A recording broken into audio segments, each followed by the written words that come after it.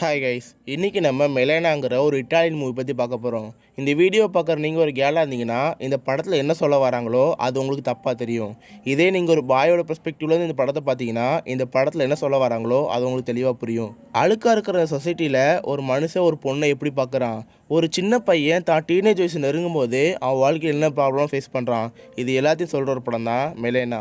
நம்மள நிறைய பேர் ஒரு பொண்ணை அழகை பார்த்து லவ் பண்ணக்கூடாது, கேரக்டரை பார்த்து லவ் பண்ணு சொல்லுவோம். பட் ஒரு கூட்டத்தில் 4 பெண்கள் இருக்காங்கன்னா இந்த 4 பெண்கள் உனக்கு யார் பிடிச்சிருக்குன்னு கேட்டால் நம்ம அழகை பார்த்து தான் சொல்லுவோம். கண்டிப்பாக எல்லா பாய்ஸுமே அவங்க டீனேஜ் நெருங்கும் போது ஒரு விஷயத்தை ஃபேஸ் பண்ணியிருப்போம். நம்மளோட வயசுக்கு உள்ள ஒரு பெண் மேலே நமக்கு ஒரு அஃபர் இருந்திருக்கும். அது நம்ம டியூஷன் மேமாக இருக்கலாம், இல்லை பக்கத்து வீட்டில் கூட ஆன்ட்டியாக இருக்கலாம். பட் ஏதோ ஒரு காரணத்தினால நமக்கு அவங்க பார்த்த உடனே ஒரு லவ் தோணும். இன்கேஸ் எனக்கு இப்போ வரைக்கும் அந்த மாதிரி ஃபீலிங்ஸ் வரல அப்படின்னா நீங்கள் டாக்டர் செக் பண்ணுறது ஒரு நல்ல விஷயம். இந்த மாதிரியான லைஃப்பில் நடக்கிற யதார்த்தமான விஷயங்களை ராவா சொன்ன ஒரு படம் தான் மெலேனா. இப்போ வாங்க மெலேனாங்கிற இந்த கதைக்குள்ளே போகலாம். இந்த படம் நடக்கிற டைம் பீரியடுங்கிறது செகண்ட் வேர்ல்டு வார். ரெனாட்டாங்கிற ஒரு 13 வயசு பையன் அவங்க அப்பா கிட்ட சைக்கிள் வேணும்னு கேட்டு சைக்கிள் வாங்கிட்டு அவங்க ஃப்ரெண்ட்ஸ் கேங்க மீட் பண்ண போகிறான். இவங்க எல்லாருமே கடற்கரையோரமாக உட்காந்து யாரோ ஒரு நபருக்காக வெயிட் பண்ணுறாங்க. அவங்க பேர் தான் மெலேனா. அந்த ஊரில் இருக்கிற எந்த பெண்களோட அழகுமே இவங்களோட அழகுக்கு ஈடு கொடுக்க முடியாது. அந்த அளவுக்கு எல்லாருமே பொறாமப்படுற ஒரு பேரழகி தான் மெலேனா. மெலேனாவோட ஹஸ்பண்ட் வேர்ல்டு வாருக்காக ஆர்மியில் போயிட்டாரு. இப்போ அவங்க தனிமையில் தான் இருக்காங்க. அதனால் அந்த ஊரில் இருக்கிற எல்லா ஆண்களுக்குமே மெலேனா மேலே ஒரு கண்ணு. இதனால் அந்த ஊரில் இருக்கிற எல்லா பெண்களுக்குமே மெலேனாவை சுத்தமாக பிடிக்காது. எங்கே நம்ம ஹஸ்பண்ட்லாம் நம்மளை பார்க்குறத விட்டு மெலேனாவை பார்க்குறாங்கிற ஒரு கண்ணோட்டத்தில் தான் அந்த ஊரில் இருக்கிற எல்லாருமே மெலேனாவை பார்க்குறாங்க. அதுக்கு நம்ம சின்ன பசங்களும் விதிவிலக்கு இல்லை. அவங்க எல்லாருமே ஒரு கடற்கரை ஓரமாக உட்காந்து மெலேனாவை சைட் அடிக்கிறாங்க. இப்போ தான் ஃபஸ்ட்டு ரெனாடோ மெலேனாவை பார்க்குறான். மெலேனாவை பார்த்த அந்த மொதல் நிமிஷத்துலேயே அவள் உடம்புக்குள்ளே ஏதோ ஒரு இனம் புரியாத உணர்வு வருது. அந்த உணர்வு என்னன்னு சொல்லிக்கிட்டு 13 வயசு பையனான அவனுக்கு தெரியல. அதுக்கடுத்து அவன் ஞாபகம் ஃபுல்லாகவே மெலேனா மேலே தான் இருக்குது. மெலேனாவை நினச்சி ஃபேண்டஸியாக ஒரு செக்ஸுவலாக வேர்ல்டை உருவாக்க ஆரம்பிக்கிறான். மெலேனாவுக்கு ஒரு அப்பா இருப்பார். அவர் ஒரு லாட்டின் டீச்சர். அவர் தான் ரெனாடோ படிக்கிற ஸ்கூலோட சார். அவர் காது ஒழுங்காகவே கேட்காது. அதனால் அந்த ஊரில் இருக்கிற பசங்கள் எல்லாருமே அவரை கிண்டல் பண்ணுவாங்க. சார், நான் உங்கள் பொண்ணு கூட ரிலேஷன்ஷிப் இருக்கலாமான்னு சொல்லி கேட்கும்போது அவர் காது கேட்காதனால வச்சுக்கோன்னு சொல்லுவார். இதெல்லாம் கேட்டு அவங்க எல்லோரும் ஃபன் பண்ணுவாங்க. பட் இந்த விஷயம் ரெனாடோவுக்கு பிடிக்காது. ஏன்னா அவன் மெலேனாவை லவ் பண்ணுறான். ஒரு நாள் அவங்க ஃப்ரெண்ட்ஸ் கேங் எல்லோரும் உட்காந்து அவங்க ப்ரைவேட் பட்டை அளந்துட்டு இருப்பாங்க. டேய் எனக்கு 8டா, டே எனக்கு 7டான்னு சொல்லிட்டு அளந்துட்டு இருப்பாங்க. இவனுக்கு ரொம்பவே சின்னதாக இருக்குன்னு சொல்லுவான். இதனால அவங்க எல்லாருமே ஃபேண்ட்டு போகிற பசங்களுக்கு தான் பெருசாக இருக்கும், டவுசர் போகிற பசங்களுக்கு சின்னதாக இருக்குன்னு சொல்லிக்கிட்டு அவன் மனசில் ஒரு விதையை விதைக்கிறாங்க. இதுலேருந்து ரெனாடோவுக்கு வயசு ஒரு காரணமானு தோணுது. ஒரு பெண்ணை பார்க்குறோம், அது நமக்கு பிடிக்குது, ஆனால் வயசு ஒரு காரணமாக இருக்குன்னு சொல்லிக்கிட்டு அவன் மனசுக்குள்ளே எண்ணம் வருது. இதனால் அவன் அப்போ இருந்து ஒரு அடல்ட் மாதிரி பிஹேவ் பண்ண ஆரம்பிக்கிறான். தினமும் மெலேனாவோட வீட்டு வாசலில் உட்காந்து மெலேனா தன்னை கூப்பிட மாட்டானு நினச்சிக்கிட்டு அங்கேயே இருப்பான். எங்கே வெளியே வந்து கடைக்கு போயிட்டுவான்னு சொல்லிட்டு காசு தர மாட்டாளோன்னு இவனுக்கு ஒரு எண்ணம் வருது. இதுக்கப்புறம் அவன் அவங்க அப்பாவோட ஃபேண்ட் எடுத்து கொண்டு போய் ஒரு டைலர் கிட்ட கொடுக்குறான். எனக்கு இந்த மாதிரி ஃபேண்ட் செஞ்சு தாங்க சொல்லி கேட்கும்போது அவங்க அப்பா செம்மையாக அடிக்கிறாரு. ஏன்னா ரெனாடோவோட அப்பாவுக்கு நல்லாவே தெரியும் ஒரு பசங்க 13 வயசு ரீச் பண்ணிட்டாங்கன்னா அவங்களுக்கு என்னென்ன சேஞ்ச் வரும்னு. அதனால் ரெனாடோவை கண்டிக்கிறாரு, அவனை அடி நடிக்கிறாரு. இதுக்கப்புறம் ரெனாடோ ரொம்ப மெச்சூர்டாக நடக்க ட்ரை பண்ணுறான். அவன் ஹேர் கட் எல்லாத்தையுமே அடல்ட் மாதிரி மாற்ற ட்ரை பண்ணுறான். டெய்லி நைட்டு மெலேனாவை மீட் பண்ணுறதுக்காக அவங்க வீட்டு மேலே இருக்கிற மரத்தில் உட்காந்துக்குவான். அந்த மரத்தில் உட்காந்து ஜன்னல் வழியாக மெலேனாவை பார்ப்பான். மெலேனாவோட ஹஸ்பண்ட் செகண்ட் வேர்ல்டு வாருக்கு போயிருக்கனால அவங்க நினச்சிக்கிட்டு இவங்க ஒரு பாட்டை கேட்டு ஆடிட்டு இருப்பாங்க. இந்த பாட்டை கேட்டு அவனுக்கு அந்த பாட்டை கேட்கணும்னு தோணுது. உடனே வேகமாக ஒரு மியூசிக் ஆல்பம் ஸ்டோருக்கு போய் அந்த பாட்டை கேட்டு வாங்குறான். இதுக்கப்புறம் மெலேனாவே நினச்சி அவனே மாஸ்டர்பேட் பண்ணி ஒரு ஃபேண்டஸியாக ஒரு செக்ஷுவல் வேர்டை உருவாக்குறான். மெலேனா எப்போவுமே மார்னிங் ஆனால் யாரோ ஒரு நபரை மீட் பண்ண போவாங்க. அப்படி மீட் பண்ண போகும்போது அந்த ஊரில் இருக்கிற எல்லா ஆண்களுமே மெலேனாவை பார்த்து சொல்லிவிடுவாங்க. அப்போ ரெனாடோ மட்டும் சும்மா இருக்க மாட்டான். அவனுமே மெலேனாவை ஃபாலோ பண்ணி அந்த வீட்டுக்கு போவான். மெலேனா அந்த வீட்டுக்கு போனதுக்கப்புறம் அந்த வீட்டுடைய கதவை தட்டுவான். அப்போ மேலேருந்து ஒரு நபர் சாவி தூக்கி போடுவார். அந்த சாவி வாங்கிட்டு மெலேனா வீட்டுக்குள்ளே போவான். இதை பார்க்குற ரெனாடோவுக்கு மெலேனா மேலே ஒரு தப்பான இம்ப்ரெஷன் கிரியேட் ஆகுது. இதனால் அவன் மெலேனாவை மீட் பண்ணுறதுக்காக அந்த வீட்டுக்குள்ளே போகிறான். போய் பார்த்தா மெலேனாவோட அப்பா தான் அங்கே இருக்கார். மெலேனாவும் அவங்க அப்பாவும் தனித்தனியாக வாழ்ந்துட்டு இருக்காங்க. இவங்க 2 பேருமே வேறு வீட்டில் இருக்காங்க. அவங்க அப்பாவுக்கு மெடிசன் கொடுக்கறதுக்காக தான் மெலேனா தினமும் காலைல இங்கே வராங்கிறத அவன் புரிஞ்சுக்கிறான். அவன் பார்க்குற மூவிஸ் எல்லாத்துலேயுமே மெலேனாவை நினச்சி பார்க்குறான். அதுக்கப்புறம் மெலேனா நடந்து போகும்போது அவன் ஸ்ட்ரக்சரை ரசித்து பார்க்குறான். இதுக்கப்புறம் ஒரு நாள் ஆர்மிலேருந்து அனௌன்ஸ் பண்ணுறாங்க மெலேனாவோட ஹஸ்பண்ட் இறந்து போயிட்டாங்கன்னு. இதனால அந்த ஊரில் இருக்கிற எல்லாருமே மெலேனாவை கட்டி பிடிச்சி ஆறுதல் கொடுக்க போகிறாங்க. அப்போ அந்த பையனும் போகிறான். ரெனாடோ மெலேனாக்கு ஆறுதல் கொடுக்கலான்னு கட்டி பிடிக்க போகிறான். அப்போ ஒரு நபர் இருந்துக்கிட்டு, தம்பி போடா நான் இருக்கேன்னு சொல்லிக்கிட்டு அவன் ஹக் பண்ணுறான். இதை பார்க்குற அவனுக்கு மெலானா தனிமையில் இருக்கான்னு புரிஞ்சுக்கிறான். மெலானாவை என்னதான் அந்த ஊரில் இருக்கிற ஆண்களுக்கு ரொம்ப பிடிச்சிருந்தாலும் அந்த ஊரில் இருக்கிற பெண்களுக்கு அது பிடிக்கவே பிடிக்காது. அதனால் அந்த பெண்கள் எல்லாத்தையுமே ரெனோட வெறுக்க ஆரம்பிக்கிறான். அந்த பெண்களை எந்தெந்த மாதிரிலாம் தண்டிக்க முடியுமோ அந்தந்த மாதிரிலாம் அவனுக்கு பனிஷ்மெண்ட் கொடுக்குறான். இதுக்கப்புறம் அவன் கடவுள்கிட்ட போய் மெலானாவை பற்றி வேண்ட ஆரம்பிக்கிறான். கடவுளே, மெலானாக்கு யாரும் இல்லை, அவள் நல்லா பார்த்துக்கோ. நான் மட்டும் இன்னும் கொஞ்ச நாள் கழிச்சு ஒரு ஏஜுக்கு வந்துடுவேன். அதுக்கப்புறம் நானே மெலானாவை கல்யாணம் பண்ணிக்குவேன். ப்ளீஸ், அது வரைக்கும் நீ நல்லா பார்த்துக்கோன்னு சொல்லிக்கிட்டு அந்த கடவுளுக்கு கேண்டில் எடுத்து போகிறான். மெலானாவோட வீட்டுக்கு போய் அவனோட இன்னர்வேரை திருடி அதை வச்சு மாஸ்டர்பேட் பண்ண ஆரம்பிக்கிறான். அப்படி அவன் மாஸ்டர்பேட் பண்ணும்போது அவனோட கட்டிலேருந்து சவுண்ட் வர ஆரம்பிக்குது. இதனால அவங்க வீட்டில் இருக்கிற எல்லாமே டிஸ்டர்ப் ஆக ஆரம்பிக்கிறாங்க. அடுத்த நாள்லேருந்து வேற வழி ஆரம்பிக்கிறான். அந்த கட்டில் இருக்கிற ஸ்பிரிங்ஸ் மூலியமாக சத்தம் வரும் தெரிஞ்சுக்கிட்டாவன் அதுக்கெல்லாம் ஆயில் விட்டு அதை எல்லாத்தையும் கிளியர் பண்ண ஆரம்பிக்கிறான். இதுக்கப்புறம் அவங்க அப்பா ஒரு நாள் ரெனோட எழுப்ப போகும்போது ரெனோட பக்கத்தில் மெலானோட இன்னொருவர் இருக்கு. இதை பார்த்து அவங்க அப்பா செம்மையை காண்டாகி அவனை ஆடி ஆடி நடிக்கிறாரு. அவங்க அம்மா ரெனோடாவை பார்த்து இது என்னன்னு கேட்குறாங்க. அதுக்கு அவன் தொப்பின்னு சொல்கிறான். பட் அவங்க அம்மாவுக்கு நல்லாவே தெரியும் இது ஏதோ ஒரு பெண்ணுடைய இன்னர்வேர்னு. இது இப்படியே போச்சுன்னா அவன் லைஃப் நல்லா இருக்கான்னு தெரிஞ்சுக்கிட்டு அவங்க அப்பா 3 நாள் ஹோம் அரெஸ்ட் பண்ணி வைக்கிறாரு. பட் அவனுக்கு 3 நாளாக எந்த ஒரு காற்றும் போகாது தண்ணியும் போகாதுங்கிற காரணத்தினால அவனை ரிலீஸ் பண்ணுறாங்க. ஒரு நாள் ரெனோடாவோட ஸ்கூலில் மெலானோட அப்பாவுக்கு ஒரு விஷயம் தெரிய வருது. அந்த ஊரில் இருக்கிற எல்லாருமே மெலானாவை ஒரு தப்பான கண்ணத்தில் பார்க்குறாங்கன்னு. இதுக்கப்புறம் அவங்க அப்பாவும் மெலானாவை கண்டுக்காமல் விட்டுறாரு. இப்போ மெலானாவுக்கு அவங்க ஹஸ்பண்டும் கிடையாது, அவங்க அப்பா விட்டு போயிட்டாரு. யாருமே மெலானாவுக்கு வேலையும் தர மாட்டேங்காங்க. ஏன்னா மெலானாவை எல்லாருமே ஒரு ப்ராஸ்டியூட் மாதிரி பார்க்குறாங்க. இதனால் சமுதாயத்தில் இருக்கிற எல்லாருமே மெலானாவை வெறுக்க ஆரம்பிக்கிறாங்க.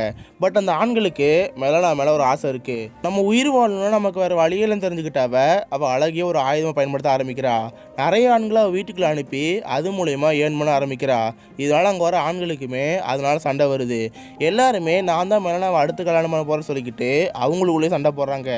இதனால் அந்த மாதிரி மெலானாவை பார்க்க வர நபர்களோட ஒய்ஃப் எல்லாரும் சேர்ந்து மெலானா மேலே ஒரு கேஸ் போடுறாங்க. பட் அந்த ஜட்ஜு கூட மெலானா ரொம்ப பிடிச்சி போகுது. மெலானா கிட்ட அவ்வளோக்கா காசு இல்லாதனால அவளுக்காக வாதாடுறதுக்கு எந்த ஒரு நபரும் கிடையாது. பட் ஒரு ஜட்ஜ் நானாவே வாதாடுறேன்னு சொல்லிக்கிட்டு ஃப்ரீயாக வாதாடி கொடுக்குறாரு. அந்த ஒரு நபருக்கு மெலானா காசு கொடுக்குறாங்க. பட் அந்த நபர் நினைக்கிறதே வேற ஒரு விஷயம். அவருமே ஒரு நாள் நைட்டு மெலானாவோட ஸ்டே பண்ணுறாரு. இது எல்லாத்தையும் பார்க்குற ரெனோடாக்கு அவன் மனசுக்குள்ளே ஒரு வருத்தம் வருது. நம்ம வாழ்ந்து நினைக்கிற லைஃப் எல்லாத்தையுமே யார் யாரோ வாழ்ந்துட்டு இருக்காங்க.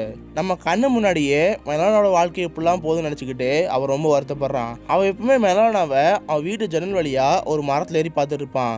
இப்போ அந்த ஒரு மரம் உடஞ்சி கீழே வந்ததுனால அவன் கை காலெலாம் உடஞ்சி போகுது. மெலானா இந்த மாதிரி மாறினால அவனுக்கு கடவுள்லாம் பிடிக்காம போகுது. நான் அன்றைக்கி உங்கள்கிட்ட என்ன சொன்னேன், மெலானாவை நல்லா பார்த்துக்கோன்னு சொன்னேன். பட் இப்போ மெலானா வேறு மாதிரி போயிட்டு இருக்கா. நீ இல்லை என்ன ஒரு கடவுள்னு சொல்லிக்கிட்டு அந்த கடவுளோட கையை உடைக்கிறான். இப்போ உன் கையை உடஞ்சி போயிருக்கு, என் கையை உடஞ்சி போயிருக்கு.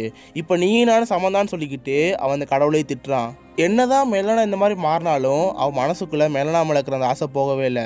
அவங்க ஸ்கூலில் இருக்கிற கிளாஸ் டீச்சர்னு சொல்லிக்கிட்டு எல்லாரையுமே மெலானாவை திங்க் பண்ண ஆரம்பிக்கிறான். இதுக்கப்புறம் அந்த ஊரில் ஒரு மிகப்பெரிய வார் நடக்குது. அந்த வாரில் மெலானோட அப்பாவும் இறந்து போகிறாரு. இப்போ மெலானாவுக்கு அவங்க ஹஸ்பண்டும் கிடையாது, அவங்க அப்பாவும் இறந்து போயிட்டாங்க.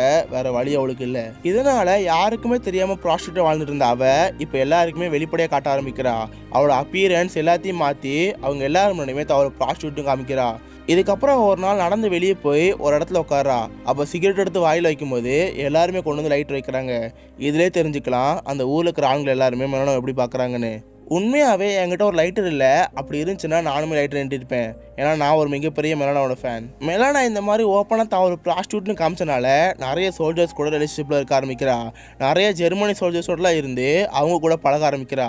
இது எல்லாத்தையுமே கண் கூட பார்க்குற அவனுக்கு ஏதோ ஒரு உணர்வு வருது, நம்ம கூட இருக்க வேண்டியவ வேற ஒருத்தவங்க கூட இருக்காங்கன்னு. இதை பார்க்குறாவே ஏதோ ஒரு வகையில் பாதிக்கப்படுறான். அங்கேயே மயக்கம் போட்டு கீழே விடுறான். அவங்க அம்மாவுக்கு என்ன நடக்குன்னு தெரியல. தான் பையனுக்கு ஏதோ நோய் வந்துச்சு நினச்சிக்கிட்டு அவனை கோயிலாக கொண்டு போகிறாங்க. அங்கே இருக்கிற ஃபாதர் எல்லாருமே சேர்ந்து இவனை மந்திரிக்க ஆரம்பிக்கிறாங்க. பட் ரெனோடாவோட அப்பாவுக்கு நல்லா தெரியும் தான் பையனுக்கு என்ன பாதிப்புன்னு. ஏன்னா அவருமே அந்த ப்ராப்ளத்தை ஃபேஸ் பண்ணி தான் வந்திருப்பாரு. அதனால அவங்க அப்பாவுக்கு நல்லாவே தெரியும். அதனால அவர் என்ன பண்ணுறாருனா ரெனோடாவை ஒரு ப்ராஸ்டியூட் பண்ணுற இடத்துக்கு கொண்டு போகிறாரு. ரெனோடாவோட அப்பாவை பொறுத்த வரைக்கும் ரெனோடா ஒரு பொண்ணை பார்த்துருக்கான். அதனால அவன் அஃபெக்ட் ஆகிருக்கான். அதனால் ஒரு ப்ராஸ்டியூட் சென்டருக்கு விட்டோம்னா அவன் சரியாயிரும் நினச்சிக்கிறாரு. இதனால் ஒரு ப்ராஸ்டியூட் சென்டருக்கு அனுப்புகிறாரு. அங்கே ஒரு ப்ராஸ்டியூட் கூட பழக ஆரம்பிக்கிறான். அந்த ப்ராஸ்டியூட்டை மெலானா நினச்சி அவ கூட நெருக்கமாக பழக ஆரம்பிக்கிறான். இதுலேருந்து அவனுக்கு மெலானா மேலே இருக்கிற ஆசையே போக ஆரம்பிக்குது. அவ்வளோ நாளாக அவனுக்குள்ளே இருந்த மெலானாவோட மோகம் இப்போ அவனுக்கு கொஞ்சம் கொஞ்சமாக குறைஞ்சிட்ருக்கு. ஒரு நாள் அந்த ஊரில் இருக்கிற எல்லா பெண்களுமே மெலானாவை தேடி போகிறாங்க. ஏன்னா அவங்களோட வீட்டுக்காரங்க எல்லாருமே மெலானா மேலே ஒரு கண் இருக்காங்க. இதனால் மெலானாவை சும்மா விடக்கூடாதுன்னு சொல்லிக்கிட்டு அவளை போட்டு அடி ஆடி ஆடி நடிக்கிறாங்க. அவள் ஹேர்லாம் கட் பண்ணி அவளை மிதிச்சு ரத்த வர அளவுக்கு அடிக்கிறாங்க. இதனால் மெலனாக்கு வேறு வழி தெரில, அந்த ஊரில் இல்லாமல் வேறு ஊருக்கு போகிறா. இப்படியே ரொம்ப நாட்கள் கடந்து போகுது. ஒரு நாள் மெலனாவை தேடி ஒரு நபர் வராரு. இவர் யாருன்னா மெலனாவோட ஹஸ்பண்ட். உண்மையாலுமே மெலனாவோட ஹஸ்பண்ட் வேர்ல்டு வாரில் சாகலை, அவர் கை மட்டும் தான் போயிடுச்சு. பட் தப்பான இன்ஃபர்மேஷன் வந்தனால அவர் இறந்து போயிட்டாங்கிற ஒரு விஷயம் ஸ்ப்ரெட் ஆகி இவ்வளோ விஷயங்கள் நடந்திருக்கு. அவர் அந்த ஊரில் இருக்கிற எல்லாருக்கிட்டையுமே மெலனா எங்கன்னு கேட்குறாரு. பட் அவங்க எல்லாருமே மெலனாவை பற்றி தப்பாக சொல்கிறாங்க. தான் கண்ணு முன்னாடியே தான் ஒய்ஃபை பற்றி இப்படி சொல்கிறாங்கன்னு நினச்சிக்கிட்டு அவர் ரொம்பவும் கோவப்படுறாங்க. இதனால் அவங்க எல்லாருமே அவரை சேர்ந்து அடிக்கிறாங்க. இதையெல்லாம் பார்க்குற ரெனாடோ அந்த நபரை ஃபாலோ பண்ண ஆரம்பிக்கிறான். மெலனாவோட ஹஸ்பண்ட் மெலனா தங்கியிருந்த வீட்டுக்கு போகிறான். அவளை ஃபாலோ பண்ணிக்கிட்டு அவனும் அங்கே போகிறான். அந்த வீட்டு ஜன்னல் வழியா ஒரு பேப்பரை தூக்கி வீசுறான். இதை பார்த்து அவர் வேகம் வழி வந்து பார்க்குறாரு. பார்த்தா என்னடோ சைக்கிள் எடுத்துக்கிட்டு வேகம் அங்கேயும் ஓடி போகிறான். இப்போ அவர் அந்த பேப்பர் எடுத்து பார்க்குறாரு. அதில் சில விஷயங்கள் எழுதியிருக்கான். உண்மையாலுமே உங்கள் ஒய்ஃப் மெலனோ மற்றவங்க சொல்கிற மாதிரி இல்லை. அவங்க ரொம்ப நல்லவங்க. அவங்க எப்போ இருந்தாங்கன்னு சொல்லிக்கிட்டு நான் மட்டும் தான் சாட்சி இருக்கேன். அவங்க உண்மையாலுமே நல்லவங்க. அவங்க எங்கே போயிருக்காங்க எனக்கு தெரியும்னு சொல்லிக்கிட்டு அந்த ஊருடைய பேர் எழுதியிருக்கான். இதை பார்க்குற அந்த நபரும் மெலனாவை தேடி அந்த ஊருக்கு போகிறாரு. இப்படியே ரொம்ப நாட்கள் கடந்து போகுது. அந்த ஊரில் இருக்கிற எல்லாருமே சகஜமாக பழக ஆரம்பிக்கிறாங்க. எல்லாருமே அவங்க ஹஸ்பண்ட் அண்ட் ஒய்ஃப் கூட சந்தோஷமாக இருக்காங்க. பட் என்னன்னு தெரில, எல்லோரோட கவனமும் ஒரு பக்கம் திரும்புது. பார்த்தா மெலனோ அவங்க ஹஸ்பண்ட் கூட வந்துட்டு இருக்கா. பட் இந்த டைம் இதுக்கு முன்னாடி எல்லாருமே அவனை தப்பான கண்ணோட்டத்தில் பார்த்துருப்பாங்க. பட் இந்த டைம் எல்லாருமே மெலனாவை தப்பான கண்ணோட்டத்தில் பார்க்காம மெலனாவை நல்லவனாக பார்க்க ஆரம்பிக்கிறாங்க. ஏன்னா மெலனா கூட அவங்க ஹஸ்பண்ட் இருக்கான். மெலனா மார்க்கெட் வரும்போது அவளை இதுக்கு முன்னாடி அடித்த பெண்கள் கூட அவள் கூட நல்லா பழக ஆரம்பிக்கிறாங்க. இந்தாம்மா ஃப்ரீயாக கூட காய்கறி வாங்கிட்டு போன்னு சொல்லிக்கிட்டு அவளுக்காக ஆரஞ்சு பழம்லாம் கொடுத்து அனுப்புகிறாங்க. மெலனாவை பார்த்த ரெனாடோவுக்கு அவனுக்குள்ள ஒரு சந்தோஷம் வருது. இதுக்கப்புறம் மெலனா மீட் பண்ணுறதுக்காக சைக்கிளே போயிட்டுருக்கான். அப்போ மெலனா கையில் வச்சிருந்த பழங்கள் எல்லாமே கீழே விழுது. அந்த பழங்கள் எல்லாத்தையுமே அள்ளி மெலனா கிட்ட கொடுக்குறான். அப்போ தான் ஃபஸ்ட்டு மெலனாவோட கையில் இவன் கை வரலே படுது. இவ்வளோ நாள் ஃபேண்டஸியாக அவள் கூட வாழ்ந்துட்டு இருந்த அவனுக்கு மொதல் டைம் அவளை டச் பண்ணும்போது அவனுக்குள்ளே ஏதோ ஒரு எண்ணம் வருது. இதுக்கப்புறம் மெலனாவை பார்த்து குட் லக்குன்னு சொல்லிக்கிட்டு அந்த நபர் அங்கேருந்து போகிறான். இங்கேயே மெலனாங்கிற இந்த படம் முடியுது. இந்த படத்தை பார்க்குற நம்ம எல்லாருக்குமே மெலனா மேலே ஒரு தப்பான கண்ணோட்டம் தோணி இருக்கும். பட் மெலனா பண்ணதில் எந்த ஒரு தப்பும் கிடையாது. நீங்கள் ஒரு சுச்சுவேஷன் நினச்சி பாருங்கள். மெலனாக்கு அப்பாவும் கிடையாது, அவங்களுக்கு ஹஸ்பண்டும் கிடையாது. அந்த ஊரை வேறு யாருமே அலைந்து தர முடிக்கிறாங்க. இதனால் அவருக்கு வேலை வழி தெரில, அவர் ப்ராஸ்டியூட்டாக மாற ஆரம்பிக்கிறா. பட் இதே நபர்கள் தான் மெலனாவும் ஹஸ்பண்ட் கூட பார்க்கும்போது அவங்களுக்கு அந்த எண்ணம் வரல. இது மூலிமா என்ன தெரியுதுன்னா, நம்ம அழுக்கான ஒரு சொசைட்டியில் வாழ்ந்துட்டுருக்கோம். ஒரு பொண்ணு அழகாக இருக்கா, அவள் கூட யாருமே இல்லைன்னா அவள் கூட பழகலாம். இதுதான் அந்த சொசைட்டி நமக்காக சொல்லி கொடுத்த ஒரு பாடமாக இருக்குது. ஒரு பொண்ணு கூட லீகலாக ஒரு துணை இருந்தால் அவன் நல்லவ, அப்படி துணை இல்லைன்னா அவள் கெட்டவன் சொல்லிக்கிட்டு நம்மளாவே இமேஜின் பண்ணி பார்க்க ஆரம்பிக்கிறோம். கண்டிப்பாக நம்ம எல்லாருமே லவ் அட் ஃபர்ஸ்ட் சைடுங்கிற ஒரு வார்த்தை கேள்விப்பட்டிருப்போம். அது கண்டிப்பாக எல்லாருமே ஃபேஸ் பண்ணியிருப்போம். நம்ம எல்லாருமே நமக்கு வயசு மூத்தவங்க மேலே ஒரு அஃபேர் இருந்திருக்கும். பட் அது எல்லாத்தையுமே இவ்வளோ ஒரு படத்தை சொல்ல முடியுமானா அது ரொம்பவும் கஷ்டம்தான். இந்த படத்தில் நான் சொன்ன விஷயங்கள் எல்லாமே ரொம்ப டீசெண்டாக தான் இருக்கும். இந்த படத்தை அலசி ஆராய்ஞ்சோம்னா நிறைய வார்த்தை சென்சார் பண்ணுற மாதிரி இருக்கும். பட் ஒரு மூவியில் பேட் வேர்டு இருக்குது, 18+ சீன் இருக்குன்னு சொல்லிக்கிட்டு அந்த படத்தை பார்க்காம இருக்கிறது ஒரு மிகப்பெரிய தப்பு. இதெல்லாம் இல்லாமல் இப்போ ஒரு படம் எடுக்கிறதே கஷ்டங்கிற மாதிரி இருக்குது. ஒரு படத்துக்கு 18+ சீன் தேவையான்னு கேட்டிங்கன்னா அந்த படத்துக்கு தேவைன்னா அதை கொடுத்தாகணும். அந்த வகையில் மெலனாங்கிற அந்த படத்தை பாராட்டி ஆகணும். இந்த மாதிரி வித்தியாசமான மூவிஸை பற்றி தெரிஞ்சுக்க மிஸ்டர் ஹாலிவுட் சேனல் சப்ஸ்கிரைப் பண்ணி வச்சுக்கோங்க. உங்களை அடுத்த நாள் ஒரு ஆசமான வீடியோ பெற்றேன். ஸோ அது வரைக்கும் பாய் கைஸ்.